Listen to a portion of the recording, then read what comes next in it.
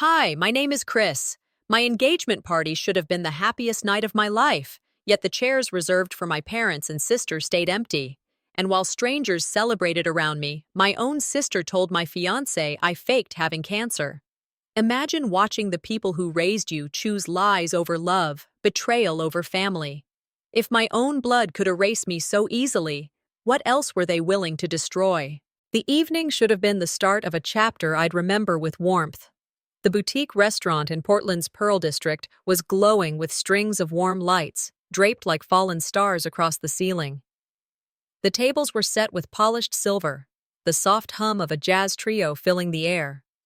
My fiancé's family occupied their side of the room with easy laughter, their voices rising above the clink of glasses and the rustle of satin dresses. Their energy filled the air so completely, it was impossible to ignore the void that sat right across from them. On my side, 3 chairs bore neat white cards that read, "Reserved for Family." They stayed untouched, like gravestones at a forgotten site. I kept glancing at them, hoping that by some miracle my parents or my sister would slip in, late but apologetic. They didn't. The server walked by, straightening those cards as if they were waiting for ghosts.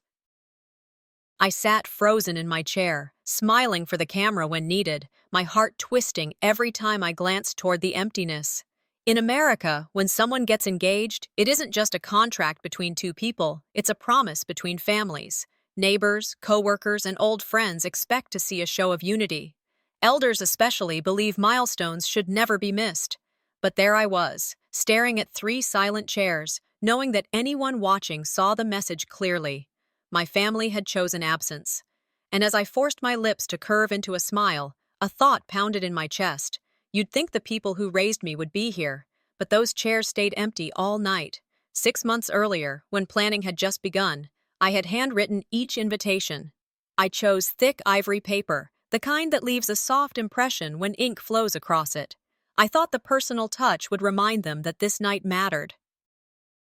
I licked the envelopes myself, whispering prayers that maybe, for once, my family would take my happiness seriously. Not long after I dropped the envelopes at the post office, I saw a notification on social media.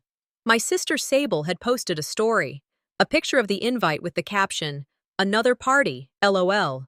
Within hours, her friends, people I'd known since childhood, reacted with laughing emojis instead of RSVPs. I remember sitting at my kitchen table with that heavy silence pressing in. Embarrassment doesn't cut as deep when it comes from strangers. But when it's your own blood mocking the milestone you've waited a lifetime for, the sting sinks down to the bone. I tried telling myself it was a joke, that maybe she didn't mean harm. Yet I knew better. In my family, RSVP never meant really show up. It meant ridicule, someone vulnerable publicly. And I had handed them the material. Still, I kept hope alive. I told myself that families argue, but they also show up when it matters. I held on to that fragile belief as I picked out the dress, booked the flowers, and built the seating chart that left the best spots for my parents and my sister. When the evening arrived, whispers floated across the room. "Where are her parents?" I heard one woman murmur, hand cupped near her glass of wine. "Did they get stuck in traffic?" Another suggested, though everyone knew the truth. They hadn't come. Even the catering staff noticed. A young man in a crisp white shirt leaned over gently and asked, "Should we keep plates set aside for the bride's family?" His voice was polite, but each word drove the nail deeper. I nodded mechanically, though inside I felt the question slice open every wound I thought I'd buried. It's one thing to feel neglected in private, it's another to have that neglect exposed under chandeliers and cameras. Each murmur was a judgment passed not just on me, but on my worth in their eyes. Sitting at my own engagement party, I felt like a child standing alone in front of empty pews at a funeral. People might say silence is kinder than words, but I learned that night silence can humiliate louder than any insult. The humiliation wasn't rage, not yet. It was a sinking, suffocating shame that clung to my skin, reminding me that my family's absence was not an accident. It was a choice. Fiancé's aunt leaned closer to me, her perfume sweet but heavy. She whispered kindly, Didn't you say your mom was excited for this? I'm sure she meant to be here. I forced a smile so stiff it hurt my cheeks. She had other commitments, I replied. My voice came out smooth, but inside bitterness surged. Commitments always meant Sable. Another guest, trying to lighten the mood, chirped, "Maybe they'll surprise you later." People love dramatic entrances. I simply nodded, folding my napkin slowly in my lap, refusing to give away the ache spreading through me. In that moment, I thought about something Maya Angelou once said. When someone shows you who they are, believe them the first time. My parents had been showing me who they were for decades, choosing Sable's spotlight over my small victories, turning my milestones into footnotes. This night wasn't different. It was only louder, brighter, undeniable. I kept my answers short, polite, never letting the pain spill onto the table. Some guests looked uncomfortable, others avoided my gaze entirely. I could almost hear their thoughts. Poor girl, not even her own family came. As the night wound down, I smiled through the toasts, laughed when expected, and thanked people for attending. But the empty chairs haunted me. Each time I clinked my glass, the silence from that side of the room thundered. When dessert was served, I slipped my phone under the table, hoping for some sign, a message, a missed call, that would prove they cared in some way. Instead, I opened social media and froze. There it was. Sable's latest Instagram story. She had tagged it, #family first dinner with the people who matter. The photo was clear, my parents beaming at a glamorous restaurant in Los Angeles, seated right beside her.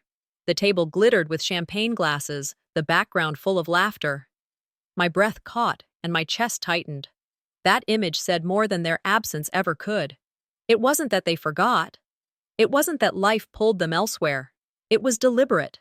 A choice to stand beside her while leaving me to face the whispers alone. I stared at the glowing screen, hands trembling beneath the tablecloth. And just when I thought humiliation couldn't cut any deeper, my fiancé leaned in, his voice low, and asked me the one question that froze me solid. The clinking of glasses and the bursts of laughter from the other side of the table carried on as if nothing were wrong, as if my life weren't splintering in that very moment. My fiancé leaned closer, his hand brushing mine under the table. But instead of reassurance, his whisper carried a blade. "Is it true? Did you fake being sick?" I froze. For a second, I thought I misheard him. My heart stalled, the string lights above flickering against the polished silver as if mocking the stillness inside me. The question cut sharper than the empty chairs had. I turned my head slowly to him, searching his face for humor, for disbelief, for anything other than the suspicion I found etched there. "Where did you hear that?" I asked, my voice steadier than the storm boiling in my chest. He avoided my eyes, adjusting his fork on the plate, pushing a green bean across china as if the answer was somewhere in that motion. Finally, with a low voice, he muttered, "Your sister told me." The words dropped like stones. Around us, people toasted, snapped pictures, laughed too loudly. Yet I felt as if I were alone in a freezer, every muscle rigid. My sister hadn't been satisfied leaving chairs empty. She had put poison in his ear, too. I pulled in a deep breath and spoke with clarity. I would never joke about something that takes lives. My eyes locked on his, refusing to blink. He hesitated, caught between the love he'd promised and the doubt planted like a seed in his mind. He leaned back slightly, lips pressed tight. "Then why would your family say it?" In this country, cancer isn't a word people toss around lightly. Every family knows someone, an aunt, a neighbor, a friend, who has sat in sterile rooms, endured the silent hum of machines, or planned a funeral too soon. That's why scams on fundraising sites like GoFundMe shake people. Every headline about someone lying for money makes it harder for those truly suffering. I felt fury building beneath my ribs. "You've seen my medical records," I reminded him. "You know what I've lived through." He rubbed at his temple. "I know, but when your family repeats it with such certainty, it's hard not to." He stopped, letting the unfinished sentence weigh heavier than words. I sat back, my jaw tightening. Inside, rage curled like fire.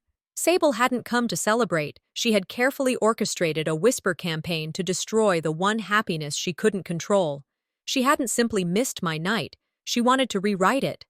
As if on cue, my phone buzzed against my thigh. Slipping it under the table, I lit up the screen. A blocked number. The text read, "Fake cancer girl doesn't deserve a fiancé." The words blurred as I gripped the phone tighter. I turned it face down immediately, hiding it beneath my napkin. Shame flushed through me, though I had done nothing wrong. Humiliation at my own table was one wound. Strangers mocking me through a glowing screen was another entirely.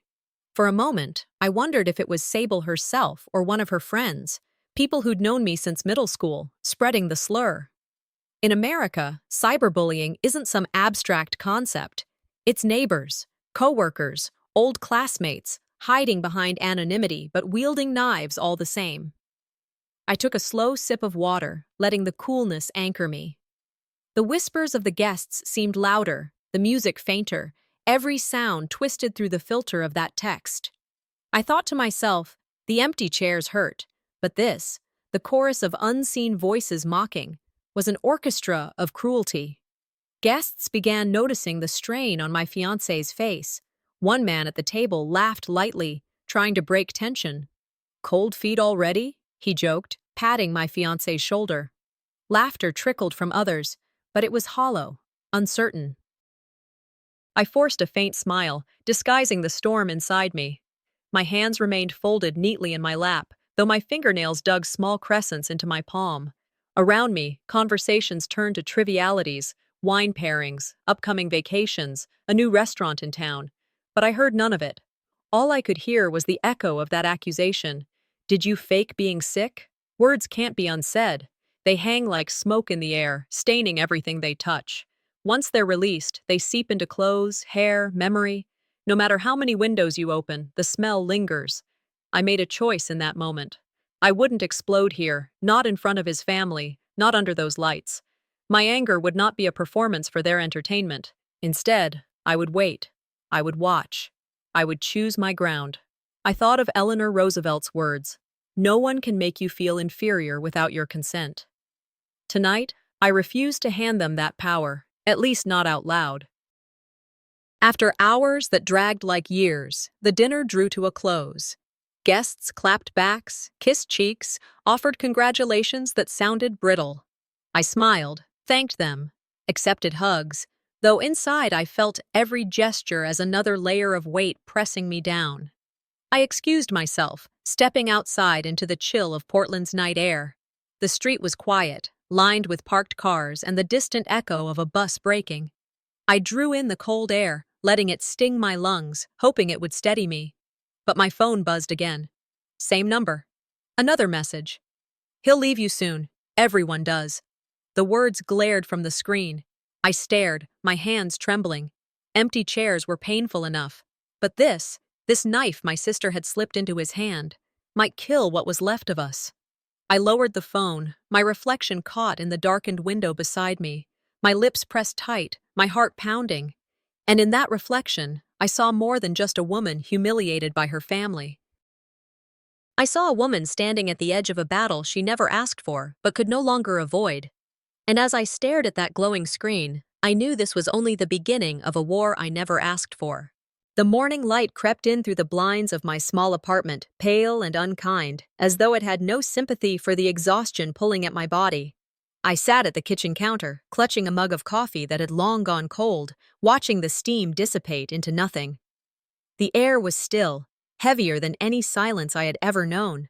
A celebration should have left behind the afterglow of joy, the kind of night people replay in their minds with smiles and laughter. Instead, what lingered was shame, a bruise spreading slowly across my spirit, impossible to hide even from myself. I replayed the night in fragments. The empty chairs, the whispers, the question that cut deeper than anything else. Sleep had not brought rest. It had only replayed every humiliation like a cruel slideshow, each scene sharper than the last. I thought to myself, some wounds don't bleed. They just stay silent, waiting to be noticed. The engagement ring still rested on my finger, but it felt heavier, as if it carried not only promise, but also doubt. The apartment walls closed in tighter, pressing that silence deeper into my bones. By mid-morning, my phone buzzed with messages. I reached for it, half hoping it would be from my parents with an apology, an explanation, anything. But instead, old friends filled the screen with polite excuses. Sorry we couldn't make it, things came up last minute. Another one. We were already at Sable's dinner, figured you'd understand. Maybe we'll catch up next week? I stared at the words, each one colder than the last. These weren't strangers. They were people I'd grown up with, shared birthdays with, leaned on during high school heartbreaks. Now they had chosen proximity to my sister over loyalty to me. The betrayal of peers cuts differently. It doesn't shout like an insult. It whispers like an absence. It tells you that you are not worth standing beside when the room grows divided. In this country, I thought bitterly, loyalty isn't always to family or to truth. Too often, it clings to whichever circle shines brighter, whichever dinner offers the better photographs. I put the phone down, forcing myself not to reply. Each excuse was a quiet announcement. They had chosen her. Even friends who knew my struggles had migrated towards Sable's glow. The realization felt like a frost settling deeper into me, leaving me lonelier than the night before. Around noon, I heard my phone ring again. My breath caught in my throat as I saw the caller ID. It wasn't my parents. The name never appeared. They hadn't called, not once. But curiosity tugged me to open social media. There, front and center on Sable's profile, was a photograph of her with my parents. They stood beside her, smiling proudly in front of a lavish restaurant table in Los Angeles. The caption read, "So proud of our girl, she deserves the best." I stared at that photo until the colors blurred. It struck me harder than words could. My parents had not only missed my engagement, they had celebrated hers in advance, with pride glowing on their faces. When people show you pride for one child, I whispered to myself, it's often built on the bones of the other. Their silence wasn't neutral. It was complicity. It was an endorsement of every lie Sable whispered, every rumor she spread. They didn't need to say I was unworthy. Their absence and their smiles beside her said it for them. I felt a sting deeper than anger, the sting of finally seeing the truth without any excuses to hide behind. They had never defended me before. Why would I expect them to start now? I leaned back in my chair, memories rising like smoke from a fire that had never truly gone out. I remembered childhood dinners where my voice barely registered over Sable's stories. Times I raised my hand, wanting to share about a school project, only to be waved off because she had news about cheerleading or some new award. The imbalance had been planted early, her spotlight, my shadow. Silence was the language my parents used to keep me small, I thought. They didn't always scold me. Often they simply ignored me, which carved its own kind of scar. Now my fiancé's doubt echoed louder because of that silence. Without parental support, his hesitation grew stronger, as though their absence validated his suspicion. Martin Luther King Jr.'s words came to mind. In the end, we will remember not the words of our enemies, but the silence of our friends. In my case, it wasn't just friends, it was my parents, the people meant to shield me, whose silence pierced sharper than any stranger's cruelty. It crystallized in that moment. Silence cuts deeper than insult. Words bruise the skin. Silence hollows the soul. By evening, I sat again with my phone on the couch, unwilling to call, unwilling to beg for what they would never give. I wanted to believe the day couldn't wound me further. But then, another voicemail arrived. The number was blocked, but the voice was unmistakably cruel, sneering. "Your family already told us. You're a fraud." I felt the floor tilt beneath me. My parents' silence had become a permission slip for strangers to attack. Their absence wasn't passive. It had handed me over, unprotected, to anyone who wanted to destroy me. I set the phone down slowly, the hum of the refrigerator the only sound in the room. And in that quiet, I realized something terrible. My parents hadn't just abandoned me. They had delivered me into the hands of those who wanted me gone. The next morning rolled into a brunch that should have been lighthearted, a continuation of the celebration. Instead, I carried dread into that small Portland cafe like an invisible guest trailing behind me. The cafe itself was warm, familiar, mismatched mugs, chalkboard menus, the sound of plates clattering in the kitchen. Families filled community tables, the scent of bacon and coffee mingling in the air. But even in that casual setting, I felt every eye that glanced at me too long. Whispers from the night before still hovered, like smoke refusing to clear. My fiancé sat beside me, his hand resting near mine, but never fully taking it, his posture stiff. He scanned me, then the menu, then the chatter around us, as though searching for distraction. His quiet unsettled me more than words would have. Brunch was supposed to be a bridge after a fractured night, yet it felt like another test I hadn't studied for. The laughter of his cousins and colleagues sounded cheerful, but beneath it lay a sharp edge I couldn't ignore. Every pause between sentences felt heavy, every smile strained. I braced myself, waiting for the next blow to land. It didn't take long. Between bites of toast and small talk about weekend plans, one of his cousins set her fork down with a deliberate clink and asked, "So, did you pay for your own ring?" The question sliced through the conversation, leaving it gasping. My fiancé shifted uncomfortably, then added, "My mom mentioned your family never said anything about contributing." His voice carried hesitation, a nervous attempt to cushion suspicion with politeness. My heart pounded. Of all the symbols of our future, the ring was meant to represent commitment and love, not receipts and ledgers. Yet here I was, spotlighted again, not about illness this time, but about worth measured in dollars. I steadied my voice. He bought the ring. Every part of it. I held my fiancé's gaze, forcing the truth into the space between us. But his hesitation lingered, a flicker of doubt behind his eyes, proof that Sable's whispers and my parents' silence were working their poison. Inside, I thought, when love is measured in receipts, you know someone else is writing the story of your worth. It wasn't enough that they left me alone at my own party. Now they were trying to reduce me to a transaction, a woman whose engagement was questioned not by strangers, but by those who should have trusted me most. I tried to steer the conversation toward lighter topics, asked about travel plans, complimented someone's new jacket, but the universe wasn't done sharpening humiliation. As I smiled politely, a catering staff member approached our table, carrying plates for another group. He glanced at me, and recognition lit his face. "Oh," he said casually, as if sharing a fun detail. "Are your parents still in town?" "I never saw them at the engagement party last night." The words were innocent, delivered without malice, yet they landed like stones. The table fell into silence, forks suspended midair, eyes darting away. My fiancé's aunt shifted uncomfortably, her napkin clenched tight in her hand. I swallowed, forcing a smile that barely reached my lips. "No," I said softly. "They couldn't make it." On the surface, it was a polite response, but inside, my chest burned. Every polite excuse I gave only cemented the reality deeper, that my parents' absence was a choice, not an accident. Americans like to believe in white lies, in smoothing over awkward truths with words like busy or conflicted. But each lie I told in their defense became another brick sealing me in the cell they had built for me. I lifted my coffee to my lips, though it had long gone cold, hiding the heat of my humiliation behind the rim of the cup.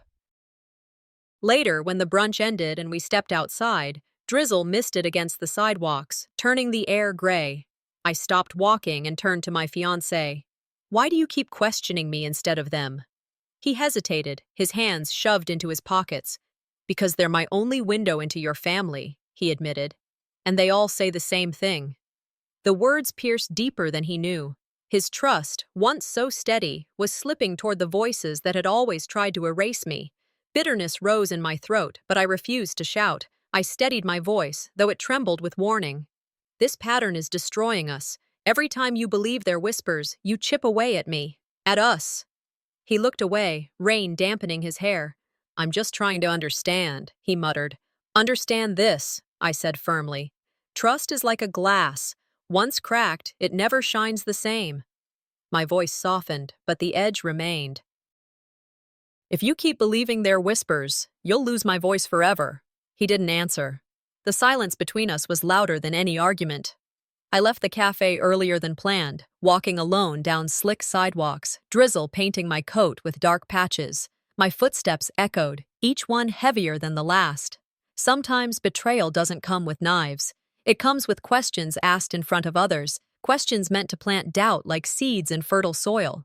That brunch hadn't been a meal. It had been another stage for my family's cruelty, performed through the mouths of others.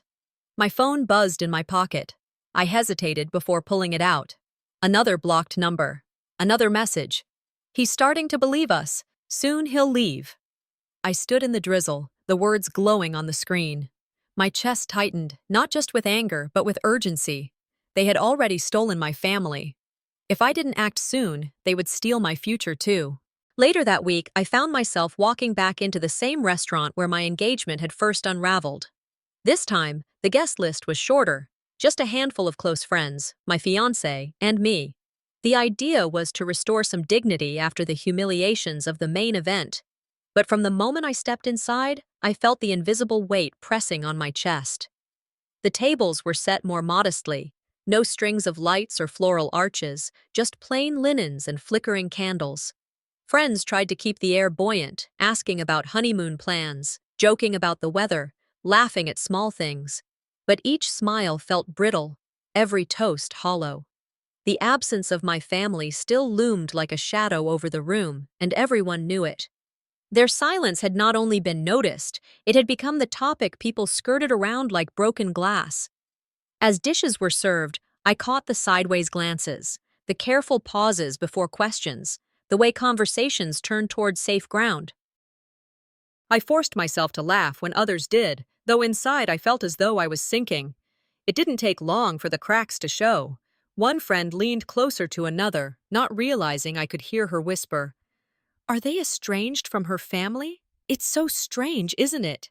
The word estranged landed like a blow. My fiancé's face tightened, and I knew the doubts from our earlier conversations hadn't disappeared. They lingered behind his eyes, weighing down his smile. The evening that was meant to rebuild instead began to crumble. The chatter quieted, unease spreading like spilled wine across the table. What should have been a happy dinner had collapsed into a room filled with whispers, suspicion, and the unspoken question, what's wrong with her that her own family won't stand beside her? Finally, I snapped. My fork clinked against the plate as I set it down, my voice cutting through the tense air. I'm tired of explaining why my family chooses absence over love. The table went silent. Every head turned toward me, eyes wide, startled by the sharpness in my tone. My fiancé looked stricken, caught between embarrassment and sympathy. In America, engagement parties are supposed to symbolize unity, the blending of families, the beginning of a bigger story.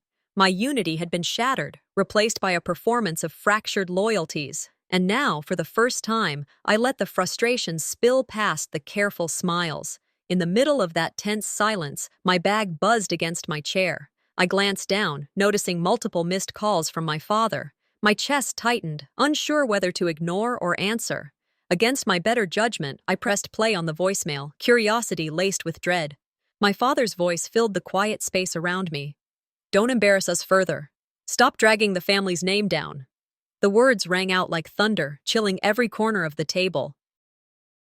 My friends froze, forks halfway to their mouths. My fiancé went pale, his eyes darting from me to the phone. I trembled, caught between shock and rage. That single message carried a lifetime of meaning. He hadn't called to ask how I was. He hadn't called to apologize. He had called to silence me, to remind me that his loyalty lay with appearances, with Sable's polished image, not with me. Inside, the realization tore at me. My father didn't just abandon me. He demanded my silence while standing by my sister's lies. The table was suffocatingly still. No one knew what to say. The food cooled on plates, untouched. And for a long moment, the only sound was the faint hum of the restaurant's lights. I set the phone down, my hand shaking. Then I lifted my head, eyes blazing. "Do you see now?" I asked my fiancé, my voice low but clear. They would rather erase me than admit her lies. He swallowed hard, torn between the love he once promised me and the story my family had spun so carefully. His silence stretched, pressing against my patience. Maybe they just want peace, he finally said, his tone uncertain, as if even he didn't believe the words. Peace without truth, I shot back, is just quiet cruelty. We locked eyes, tension tightening the air between us. It wasn't a scream, it wasn't a public spectacle, it was a standoff of truths. I thought of Eleanor Roosevelt's words, words that suddenly felt etched into my bones. Justice cannot be for one side alone, but must be for both. My family had demanded justice for Sable's pride, for their image, while erasing me entirely. There was no balance, only sacrifice, mine. This was the first time I gave him an explicit warning, one I could feel thrumming in my own voice. If you continue to take their silence over my words, we will not survive this. I will not survive this. He looked down at his plate, as if answers could be carved from food grown cold. After the dinner broke apart with no real conclusion, I left abruptly, stepping out into the Portland night. Rain fell steadily, soaking my hair, painting my coat darker with every drop.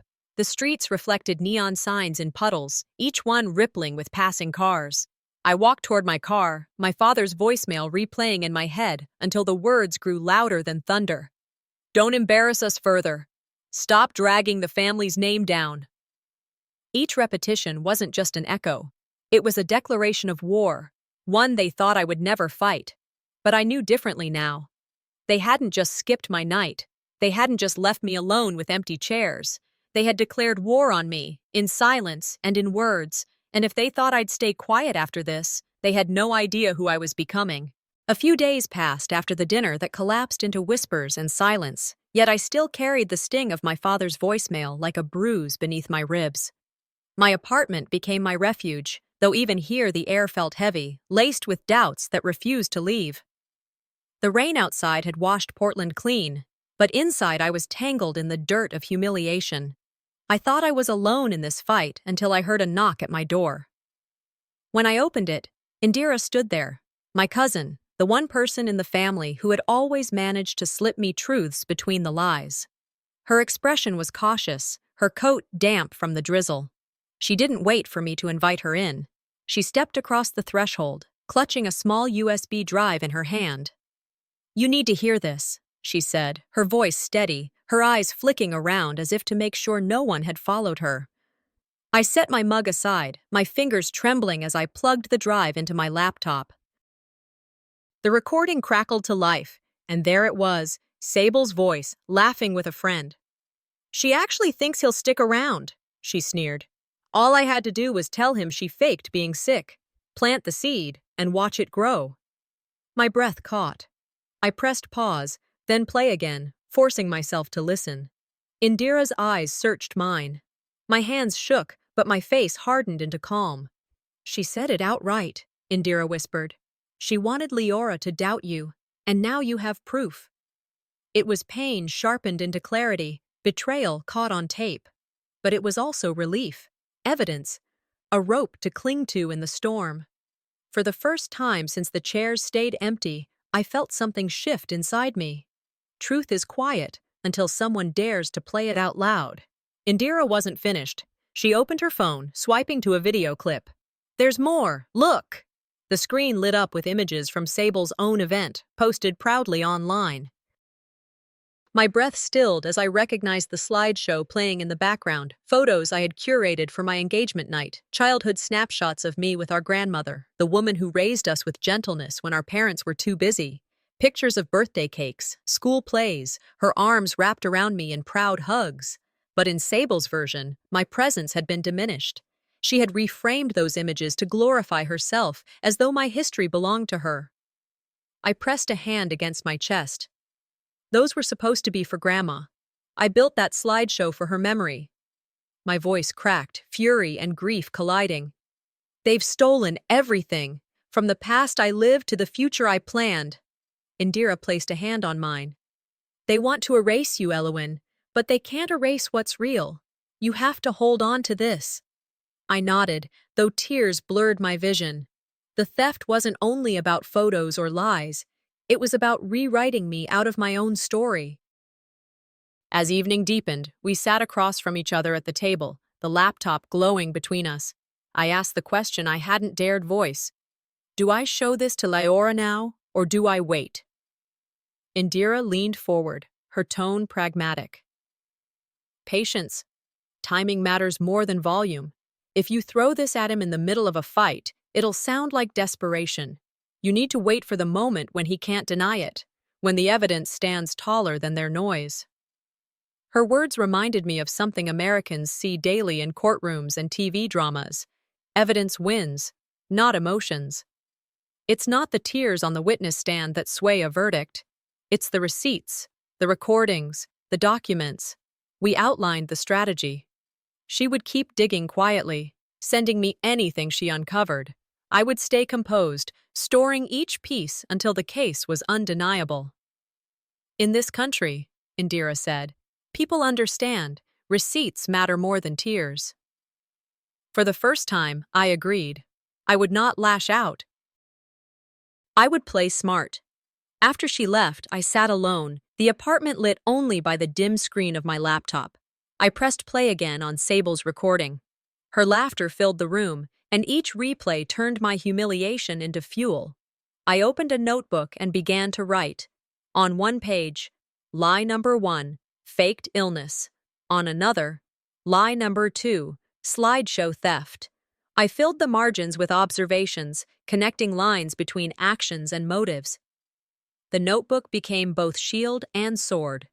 For weeks I had felt powerless, drowning in their silence and whispers. But now, with each word I wrote, power flickered back to life inside me. Revenge is a dish best served cold, I murmured to myself, but justice is a dish best served prepared. Empowerment crept into my chest where despair had lived. For the first time since my engagement night, I could breathe without choking on shame. The night stretched on, rain tapped against the window as the clock ticked past 10. That's when I heard the key in the door. My fiancé stepped in, his shoulders heavy, his gaze distant.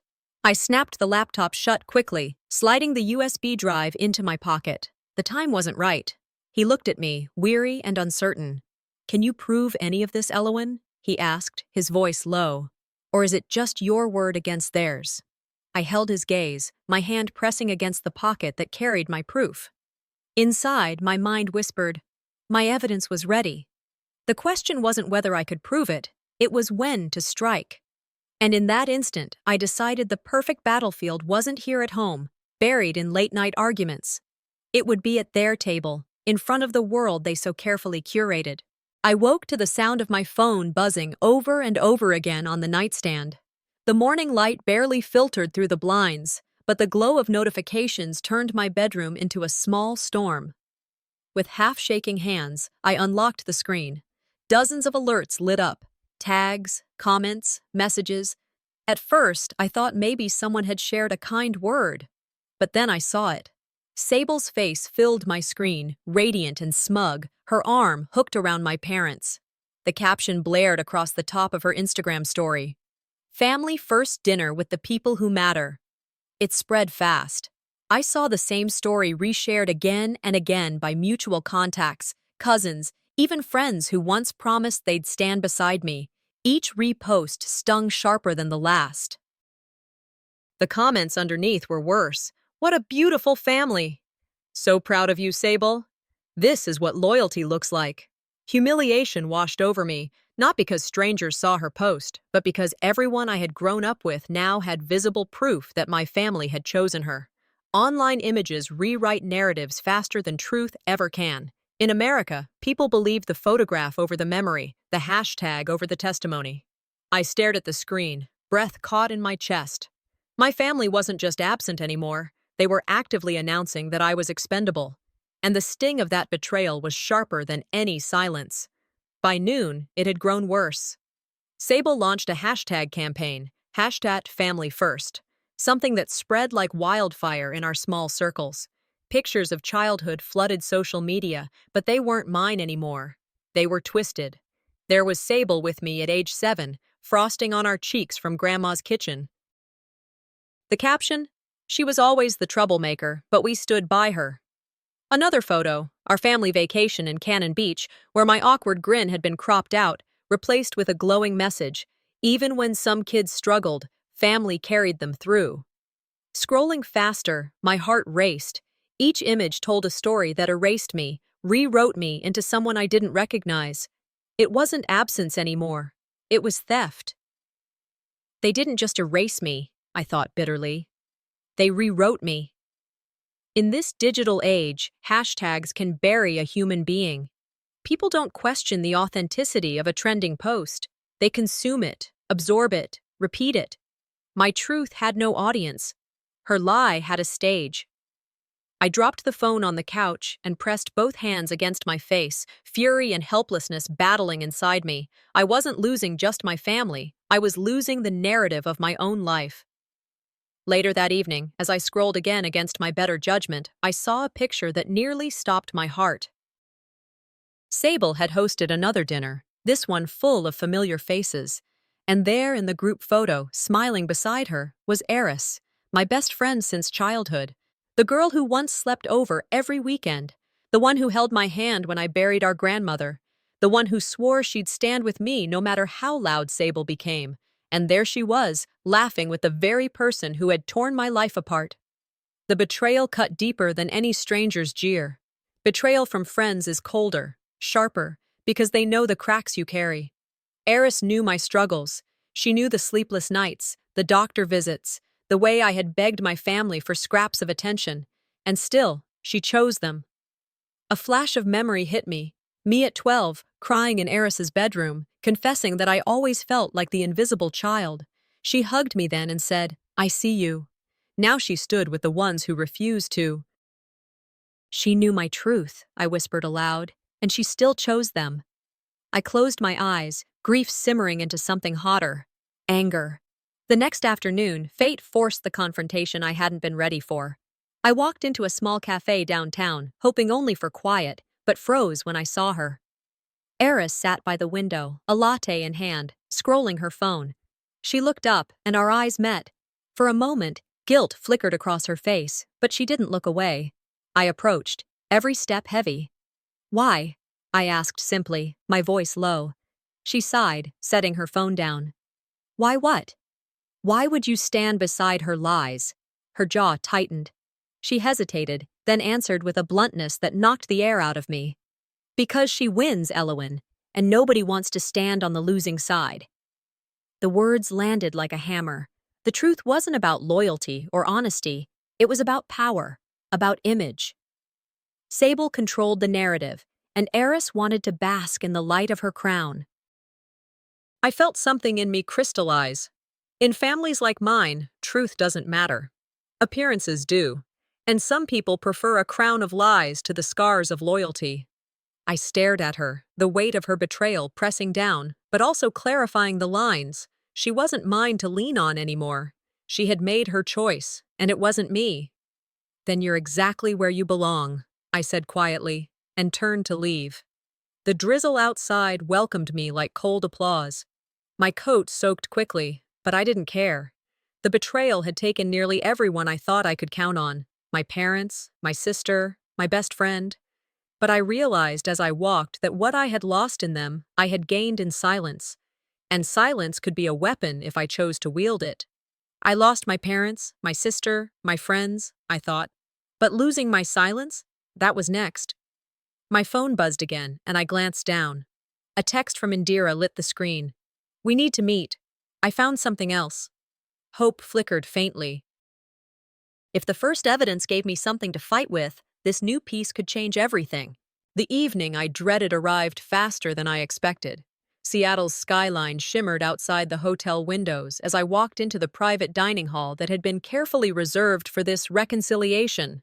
The table stretched long and polished, set with crystal glasses and heavy silverware. My fiancé, Leora, had worked with both families to stage this dinner, as if unity could be forced into existence by candlelight and expensive wine.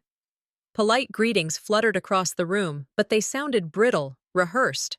My parents sat stiffly on one side, their eyes fixed on their menus more than on me.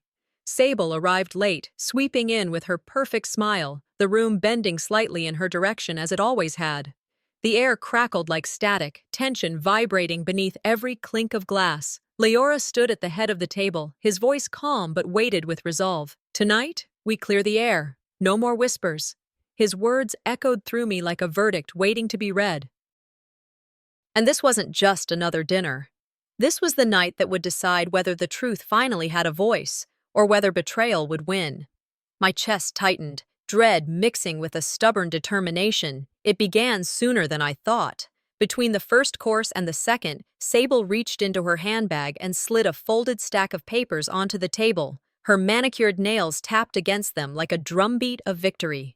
"This," she announced sweetly, "is what everyone's been too afraid to bring up." The room quieted. She unfolded the sheets and revealed a printed email. The words blared in bold font. A fabricated GoFundMe campaign, claiming I had raised money for cancer treatment years ago. "She created this to get sympathy," Sable said, her tone dripping with false pity. "I thought we should all see it together." My parents nodded almost imperceptibly, their silence lending her story weight. Leora picked up the printout, scanning it with furrowed brows before placing it directly in front of me. "Explain this." My throat tightened. Heat surged to my face, but I refused to let them see me flinch. I picked up the paper and scanned the so-called evidence. The clinic name was misspelled, the date format wrong. The account details didn't match anything I had ever touched. I set it back down carefully. My voice, when it came, was calm but firm. "Look closer. The date doesn't follow American formatting. The clinic it mentions doesn't exist. And the email address listed? Not mine." A murmur rippled through the guests, eyes darting between the page and Sable. She forced a laugh, but it rang hollow. "When lies are loud," I thought silently, "details become their weakness." Then came the ultimatum. Leora leaned forward, his elbows pressing into the table, his voice low but sharp. "Prove them wrong tonight, or I walk." Gasps sounded down the table. Even the servers paused near the door, unsure whether to move or freeze. My heart hammered in my chest, but I drew in a steady breath. Indira's warning echoed in my mind. Timing matters more than volume. I looked at Leora, feeling both the sting of his demand and the clarity of the moment. This was no longer about saving face. This was about survival. In America, ultimatums in relationships often signal the beginning of the end. Yet I felt something shift within me. Hurt pulsed in my chest, but beneath it lay empowerment. I had what I needed. The evidence wasn't just in my hands, it was ready to speak for itself. The room pulsed with anticipation, the sound of my own heartbeat louder than the forks resting against plates. I reached into my bag and pulled out my phone.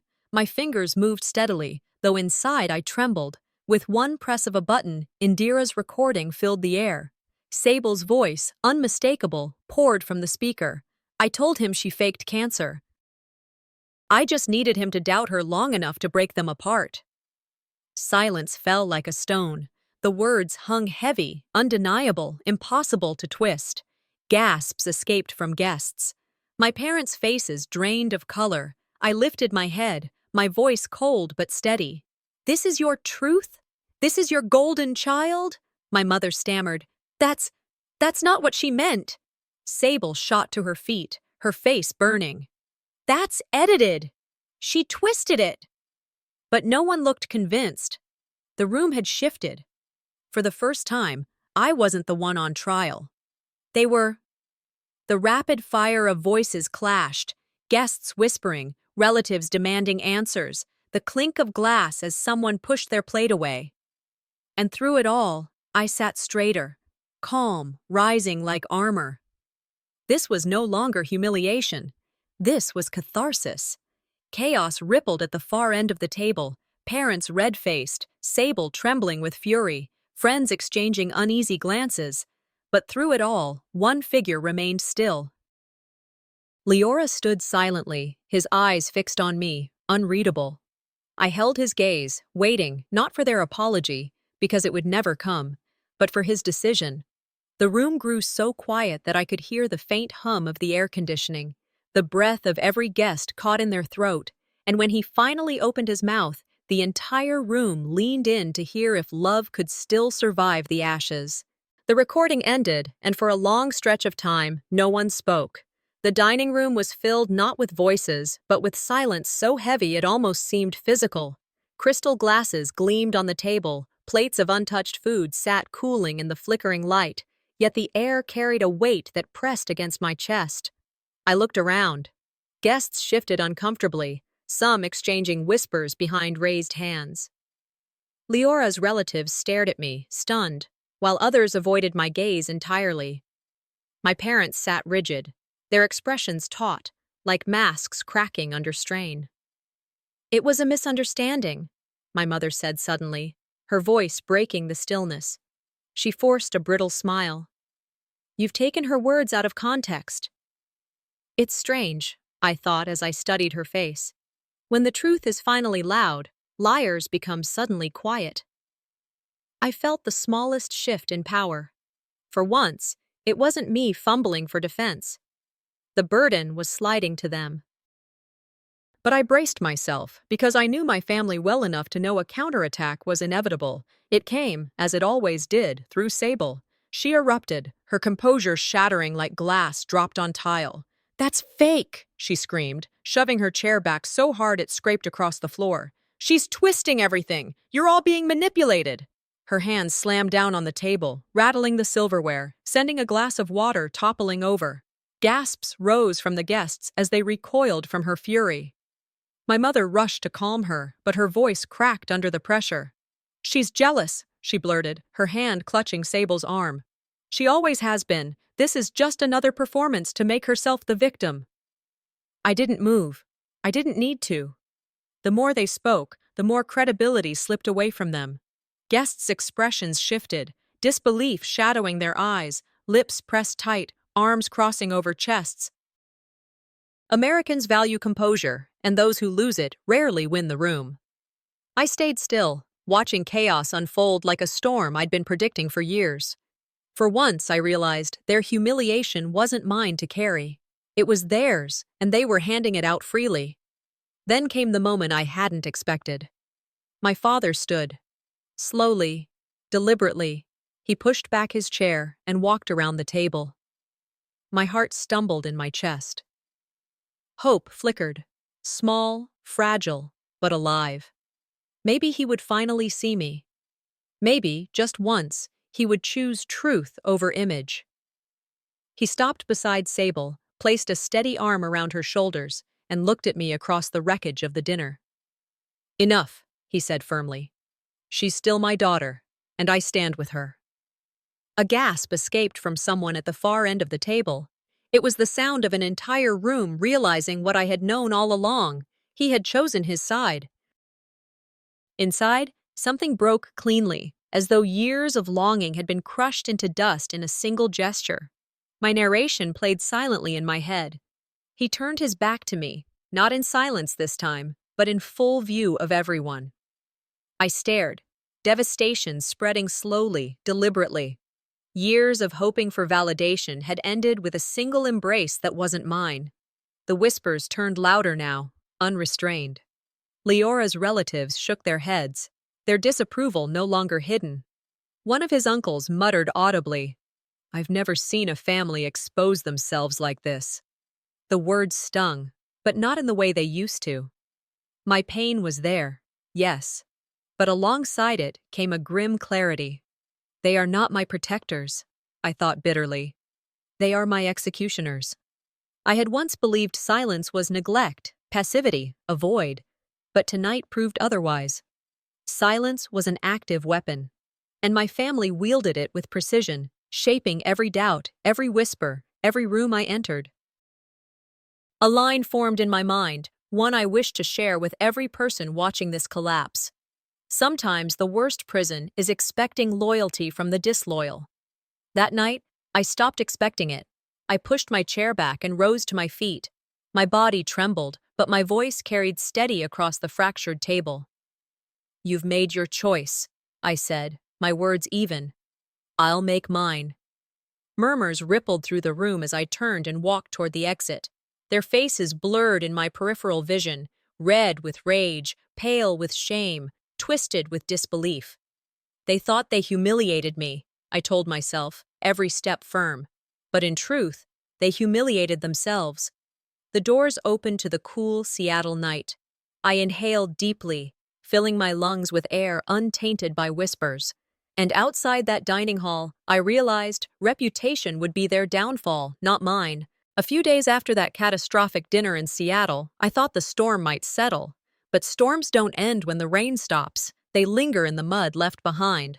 I woke one morning to a flood of messages on my phone. At first, I feared more anonymous attacks, but when I opened the first one, my heart lurched. It was a photo, grainy but undeniable. A snapshot taken at my engagement party, the camera angled to show the full room. On one side of the aisle, Leora's family and friends filled every seat, glasses raised, faces glowing in the light of the chandelier. On my side, 3 empty chairs with place cards marked "Reserved for Family." Someone had captioned the post, "Never seen anything so cruel. A daughter's party left hollow." The image traveled faster than wildfire. Local Portland blogs picked it up, calling it a social betrayal. Comment sections exploded. People who didn't even know me expressed outrage, some sharing their own stories of being overlooked by families who chose favorites. I scrolled through the words, my hands shaking. The same emptiness that shamed me in private, I whispered to myself, became the evidence that shamed them in public. Americans don't forget images like this. Photographs become evidence more powerful than memory, and in a culture obsessed with appearances, visual proof outweighs excuses. That picture had become my testimony, and it was undeniable. But my mother wasn't finished with me. She never was. Valora called Leora privately, arranging to meet him without me. I only learned about it later when he came home, his expression tight, his movements restless. "She told me she wanted to talk just to clear the air," he said. His eyes didn't quite meet mine. But it wasn't really about talking. I leaned in, bracing myself. "What did she say?" He hesitated, then sighed. "She told me if I married you, I'd spend the rest of my life cleaning up your drama, that you invent pain to get attention." The words dropped into the room like acid. My knees felt weak, but anger steadied me.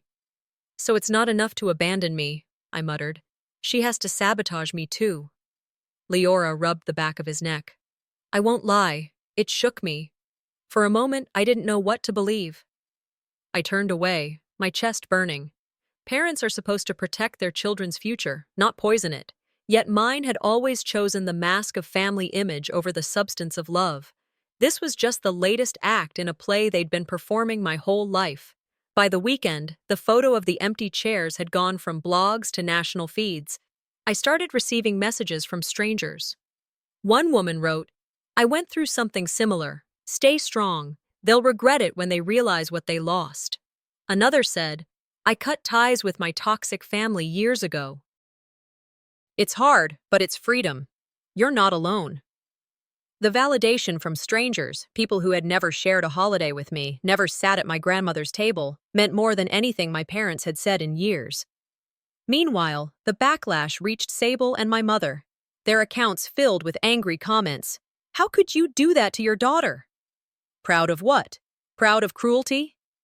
For the first time, the public wasn't applauding their act. They were booing. I thought of Justice Louis Brandeis's words, "Sunlight is the best disinfectant." And it rang true. Social media, for all its toxicity, had turned its spotlight on them. Their masks were slipping, and the world was watching. Empowerment swelled inside me. My truth had been ignored by family, but it was being validated by community. They couldn't erase me anymore. Still, I knew I couldn't hide behind strangers' sympathy forever. I needed to confront the poison at its root, so I called my mother and asked to meet. She agreed, almost too quickly, as if she had been waiting to perform again. When I walked into her house, the same house where I had grown up, she was already seated in the living room, her posture rigid, her expression unreadable. I sat across from her, folding my hands deliberately. My voice was steady. You tried to take my fiancé from me, just like you've taken every chance I ever had. Valora's chin lifted slightly. I did it to protect our family's image, she said coolly. My laugh was bitter. Image without love is just a mask. Her lips pressed tight. You always twist everything into an attack. I shook my head, standing now, no longer willing to let her words dig into me. No, Mother. You've spent my entire life teaching me silence. But not anymore. This isn't about twisting. This is about truth. The tension in the room was sharp enough to cut. Yet for once, I wasn't afraid. American culture respects independence, and I knew deep down that this was my independence moment. I wasn't begging, I wasn't crying, I was drawing a line. I left without looking back. The drizzle outside soaked into my coat, but it felt almost cleansing. Her words no longer chained me. They unchained me. Because the more they tried to bury me, the more truth surfaced. I looked at my phone, buzzing again with notifications. But this time, I didn't feel dread. I felt certainty. The world would soon see who they really were. The days after my confrontation with my mother felt like a strange quiet after a violent storm. The world outside moved on. Cars filled the streets, neighbors walked dogs, children pedaled their bikes, but inside me, everything was still rearranging itself. The social media storm hadn't died yet. Photos of empty chairs and my family's public collapse still circulated. Strangers continued sending messages, some encouraging, some scathing toward my parents. At first, I checked every notification, each word slicing or soothing in turn, but eventually, I stopped. There comes a moment when silence becomes strength, not surrender. My exhaustion slowly transformed into clarity. I didn't need to defend myself to every comment or repost. Their cruelty had already betrayed itself. The shame that once clung to me had shifted where it belonged, onto them, and for the first time in years, I felt a sense of calm that didn't come from their approval, but from letting go of needing it. I sat on my couch, looking around my apartment, realizing how much of my energy had been spent waiting for their acknowledgement, their affection, their defense. Now, I understood. I could wait a lifetime, and it would never come. One evening, Liora sat with me quietly, the city lights of Portland glowing beyond our window. He reached for my hand, holding it with more firmness than he had in weeks. His voice was steady, deliberate. I don't care about their stories anymore, he said. I care about ours. The weight of those words hit me harder than any accusation ever had. Relief flooded through me, followed quickly by tears I hadn't realized I'd been holding back. I whispered, I was more afraid of losing you than I ever was of losing them. He leaned closer. You're not losing me. For the first time, I realized I wasn't alone in this fight. He wasn't wavering between their lies and my truth anymore. He had chosen. In American culture, people often talk about chosen family, about finding loyalty where blood fails. That night, his choice became clear. He was my family, and he chose me. Warmth spread through my chest. The fear that had haunted me since Sable whispered poison in his ear began to fade. With him, I was no longer a woman abandoned. I was a woman standing on new ground. The next morning, I did what I should have done long ago. I stopped waiting for apologies. I opened my phone, scrolling to my parents' contacts. My thumb hovered, my chest tight. Then, with a deep breath, I pressed delete. Their numbers disappeared. I opened my closet, pulled down boxes of old photographs, and began sorting. Images of birthdays where they had smiled at Sable while I sat off to the side. Holidays where I was blurred in the background. I boxed them up, sealing betrayal inside cardboard. Forgiveness requires repentance, I thought. They never offered it, so I stopped offering my hope. The act felt like ritual, each motion slow but liberating. These were relics of betrayal, artifacts of a loyalty they never gave. Letting them go wasn't erasing my past, it was reclaiming my present. I remembered a phrase I once read. Sometimes the only way to win with a toxic family is not to play. Finally, I understood. Pain was there, yes, but alongside it came a cleansing. I wasn't carrying their silence anymore. I was discarding it, piece by piece. Later that week, Lyora and I walked along the riverfront. Portland's Willamette River reflected the glow of lamps and storefronts. Couples strolled hand in hand, families laughed near food trucks, and the air was crisp with early evening chill. I watched the water ripple, then turned to him. "Maybe family isn't who shares your blood," I said softly. "Maybe it's who shares your burdens." He squeezed my hand. "Then we'll build our own. One that doesn't need masks." I looked around us, at the people enjoying small, ordinary moments, and for the first time, I let myself imagine a future without the constant shadow of my parents. A future built on love, chosen freely, not demanded through obligation. Calm settled over me, a serenity that had eluded me my entire life. Hope sprouted in the silence, not because they changed, but because I did. That night, as we walked back toward home, I felt lighter. The illusion of family had crumbled, but in its place, I was finding something stronger. "I didn't lose a family that night," I whispered to myself. "I lost an illusion. And in its place, I found myself." My phone buzzed as if on cue. I pulled it from my pocket. An unknown number flashed on the screen. The message read, "You may think you won, but this isn't over." I stopped walking, staring at the words. Then I slid the phone back into my coat pocket. For the first time, I wasn't afraid of what came next. Weeks passed after the storm, and for the first time in years, I felt what it was like to breathe without a weight pressing on my chest. Portland moved at its steady rhythm, coffee shops buzzing, the river rolling, the city alive with its ordinary chaos. But my life had shifted into something extraordinary, not because the scars were gone, but because I finally stopped mistaking them for chains. The art exhibit hosted by Lyora's colleagues became my first public appearance since the scandal broke wide open. I walked into the gallery hand in hand with him, my heart pounding, but my steps steady.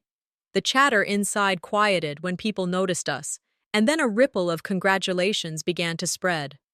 "Good for you for standing tall. You deserve happiness. Don't let anyone steal it from you."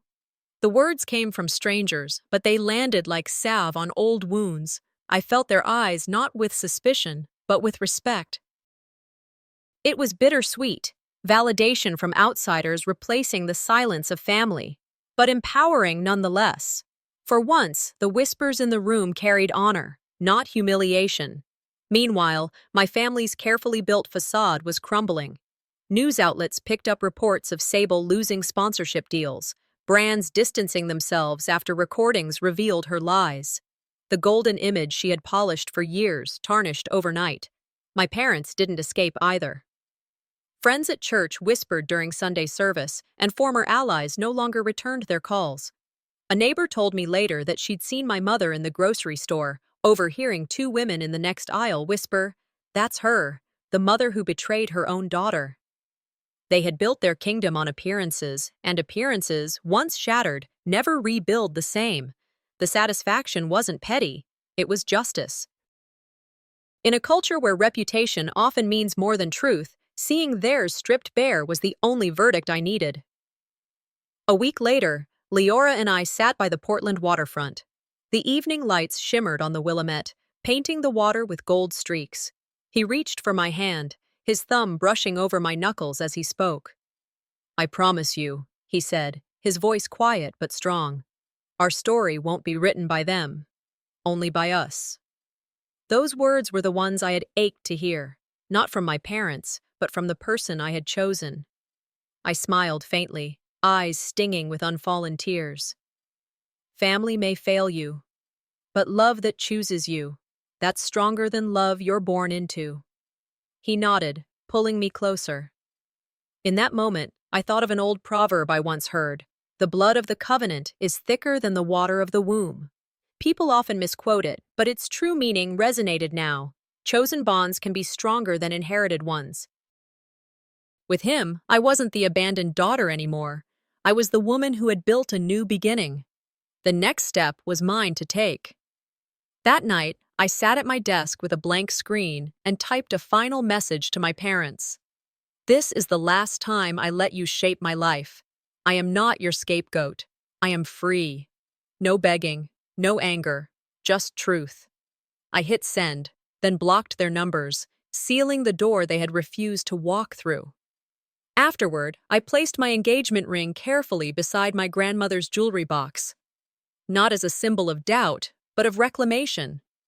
My lineage wasn't theirs to define, it was mine to honor.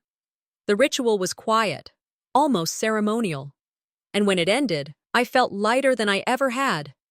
Liberation didn't roar, it whispered. Looking back, I understood something I wished I'd learned sooner. They thought they had erased me from family, but all they did was erase themselves from my story. I looked ahead, toward marriage, toward a life built not on fear, but on love freely chosen.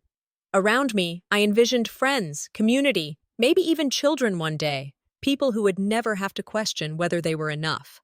Older generations often say survival means endurance, but sometimes survival means walking away and never turning back. I had finally done both. As I stepped forward into my new life, I carried no bitterness, only proof that I was stronger than the silence that tried to bury me.